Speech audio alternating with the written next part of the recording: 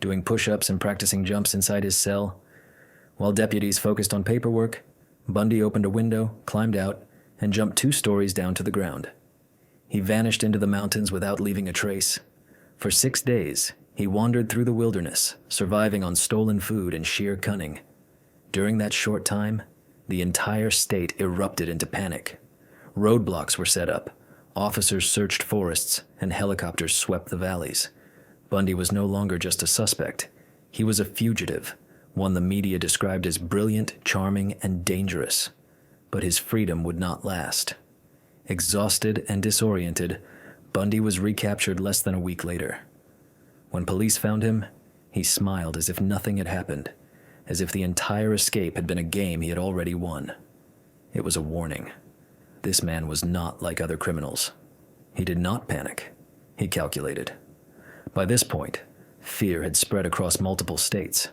News reports described a killer who could blend into any crowd, escape from locked buildings, and manipulate the legal system with terrifying ease. Women began carrying whistles and mace.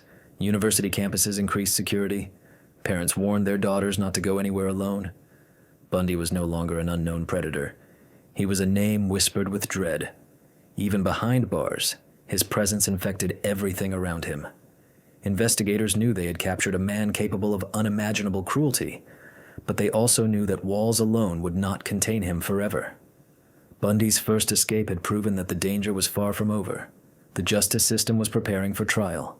The media was circling like vultures, and somewhere in the shadows of his cell, Theodore Robert Bundy was already thinking about his next move. Because for Bundy, control was everything. And when he couldn't control the outside world, he found a way to break free and reclaim it.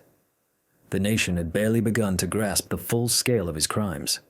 But soon, the darkness he carried would explode into something even more horrifying.